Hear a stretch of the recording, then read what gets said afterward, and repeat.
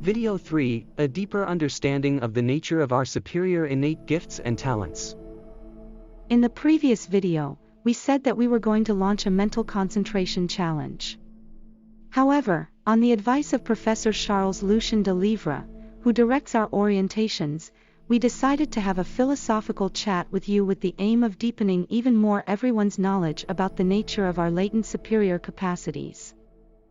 Very few have access to information at the level at which it will be passed on to you, but as Professor Charles himself is also used to saying, that there are no secrets, unless you open them within yourself through effective practice, otherwise, such secrets will remain hidden from your eyes for life. And Professor Charles adds, the true threshold of the mysteries must be crossed within ourselves, not out.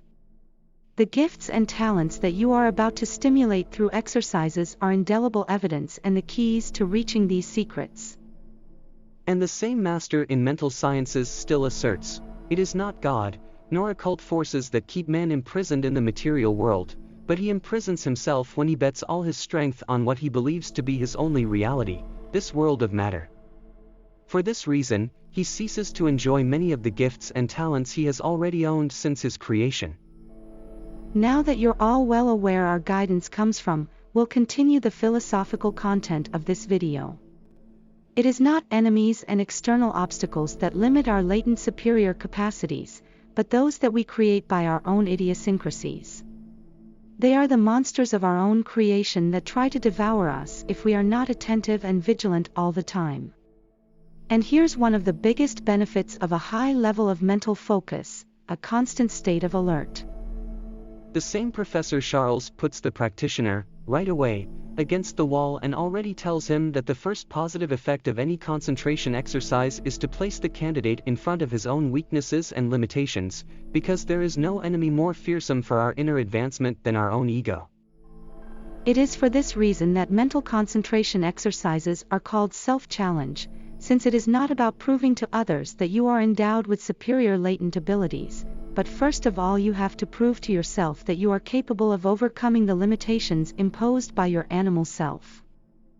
For, the greatest battle to be fought is within us, and the concentration exercises push us directly to the battlefield, where we will have to prove all our value, courage, weakness, or cowardice. And there is no worse defeat for human beings than losing to themselves. Here is the postulant delivered to the lions in the arena, furious, famished and ready to devour him, and he is also delivered to the heat of battle, since in this world he is a gladiator against the external forces that restrict him and those he embraces inside him, this way being forced to fight on two broad fronts. Concentration exercises lead to a direct inner confrontation between the prerogatives and priorities of the animal man and the supremacy and bonanza of the spirit man, within each one of us. They are the spear, the shield and the sword used, sometimes to defend himself, sometimes to attack the enemies. For this reason, any concentration exercise, even if it uses external elements for its application, is part of an inner path, as it is within us that they act most forcefully. For this and for many reasons it was explained to us that this superior faculty is already born with us as soon as we enter this region of time and space. We bring it together with our spirit and it cannot be separated from it. However, it needs to be awakened by our personal efforts because it is obscured and covered by the dense veils of our corporeal nature.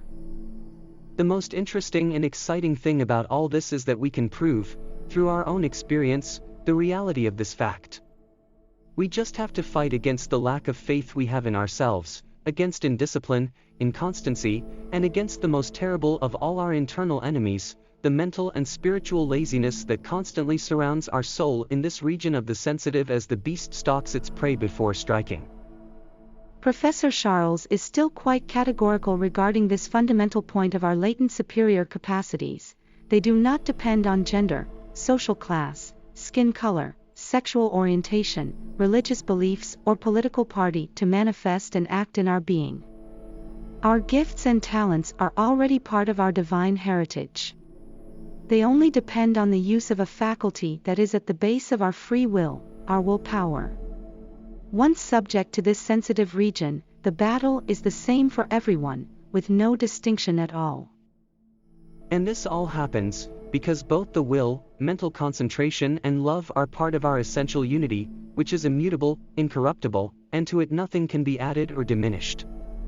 But it manifests itself in man through his mind by degrees, which serves as a bridge between his lower or animal nature and his higher or spiritual nature.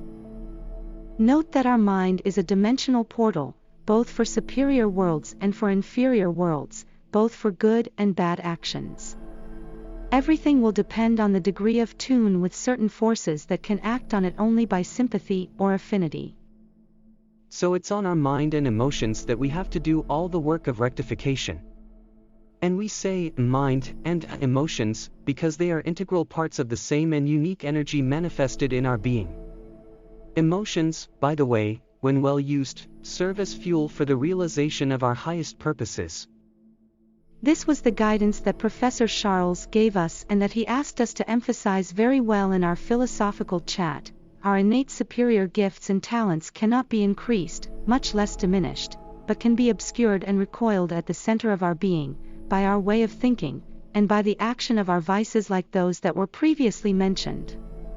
It is the famous obscuring of matter to which we are all subject in this sensitive region. It is for this reason that our innate superior capacities are developed only at the cost of strenuous efforts.